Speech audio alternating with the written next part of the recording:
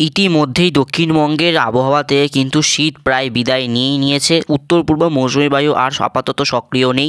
বেলা বাড়ার সাথে সাথে কিন্তু দক্ষিণবঙ্গের বিভিন্ন যে জেলাগুলোতে কিন্তু গরম বেশ ভালোই অনুভূত হচ্ছে, অর্থাৎ ঠান্ডার কোনো এখনও কিন্তু সেরকম প্রভাব দেখাতে পারছে না, অর্থাৎ ঠান্ডা প্রায় নেই বলেই দক্ষিণবঙ্গে চলে। সাথে কিন্তু দক্ষিণবঙ্গের কিছু কিছু জেলায় কিন্তু হালকা থেকে বিক্ষিপ্ত মাঝারি বৃষ্টিপাত হওয়ার সম্ভাবনার কথা জানিয়েছে আলিপুর আবহাওয়া দপ্তর। তো দেখে নেওয়া যায় মৌসুম অ্যাক্টিভিটি আপডেটে কী বলেছে। দেখতে পাচ্ছেন ওয়েস্টার্ন ডিস্ট্রিবিউশনে সাইক্লোনিক সার্কুলেশন, যেটা কিন্তু জম্মু কাশ্মীর এবং তার পার্শ্ববর্তী যে রাজ্যগুলোতে লক্ষ্য করা গেছে। সাথে কিন্তু একটা সাইক্লোনিক সার্কুলেশন যেটা কিন্তু আসাম এবং তার পার্শ্ববর্তী রাজ্যর কাছাকাছি কিন্তু সক্রিয় রয়েছে, যার ফলে কিন্তু বাংলাদেশের বেশ কয়েকটি জেলাতে এবং সাথে কিন্তু আসাম মেঘালয়ের কাছাকাছি কিন্তু একটা হালকা থেকে মাঝারি বৃষ্টিপাত হওয়ার সম্ভাবনার কথা কিন্তু জানানো হয়েছে। সাথে কিন্তু বৃষ্টিপাত হতে পারে 13 থেকে 14 ফেব্রুয়ারি আসাম মেঘালয়তে।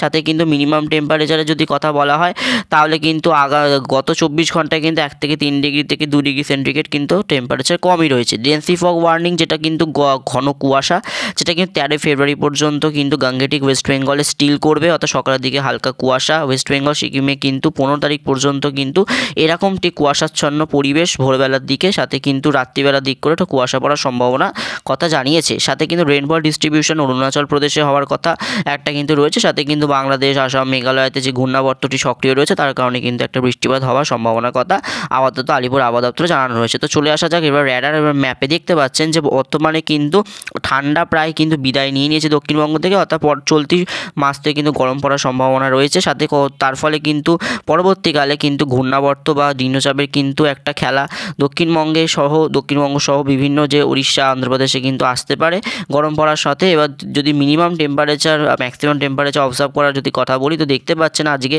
ম্যাপে যেটা বেলা বাড়ার সাথে সাথে কলকাতায় কিন্তু 32 ডিগ্রি কিন্তু তাপমাত্রা ছুঁয়ে যাচ্ছে, অর্থাৎ সর্বোচ্চ 35 ডিগ্রি কাছাকাছি কিন্তু তাপমাত্রা থাকছে। সর্বনিম্ন রাত্রির বাড়লে মিনিমাম কিন্তু 19 থেকে 18 ডিগ্রি টেম্পারেচারের কাছাকাছি কিন্তু তাপমাত্রা ঘোরাফেরা করছে। পশ্চিমের দিকে রাত্রিবেলা একটু কুয়াশা থাকছে, জেলাগুলোতে রয়েছে সেখানে কিন্তু কুয়াশাচ্ছন্ন আকাশ রয়েছে। সেরকম কিন্তু কোনো রকম ঠান্ডা পশ্চিমের জেলাগুলোতেও কিন্তু আপাতত লক্ষ্য করা যায়নি আগামী গত 3-4-5 দিনে। তো দেখতে পাচ্ছেন যে দার্জিলিং, আলিপুরদুয়ার এই দিকের যে জেলাগুলো রয়েছে সেখানে কিন্তু একটা পশ্চিমী ঝঞ্ঝার একটা হালকা ঝাপটার জন্য কিন্তু হয়তো কোথাও কোথাও হালকা থেকে মাঝারি বৃষ্টিপাত হতে পারে। এবং দার্জিলিংয়ে কিন্তু টেম্পারেচার খুব একটা ডিফারেন্স দেখা দেয়নি, তবে টেম্পারেচার কিছুটা আগের থেকে বেড়েছে, অর্থাৎ 7-8 ডিগ্রি কাছাকাছি টেম্পারেচার বেলা বাড়ার সাথে সাথে আরও বৃদ্ধি পাচ্ছে, যার ফলে কিন্তু দার্জিলিংয়েও কিন্তু মোটামুটি আপাতত সেরকম ঠান্ডার দাপটটা আপাতত নেই। তো দেখতে পাচ্ছেন যে ক্লাউড ডেন্সিটিতে এখানে কিন্তু দেখতে পাচ্ছেন থিম্পু, ভুটান, নেপালের কাছাকাছি কিন্তু একটা পশ্চিমী ঝঞ্ঝার ঝাপটা, যার কারণে দার্জিলিং, গ্যাংটকের কাছাকাছিও কিন্তু একটা মেঘাচ্ছন্ন আকাশ লক্ষ্য করা যাচ্ছে। সাথে কিন্তু বাংলাদেশের যে এই জেলাগুলো রয়েছে, যে খুলনা বিভাগ এবং রয়েছে হচ্ছে আমাদের এইদিকে মতিরহাটের দিকে যে এইদিকে কালাপাড়া, এইদিকে যে জায়গাগুলোতে রয়েছে সেখানে কিন্তু একটা হালকা মেঘলার আকাশ থাকবে।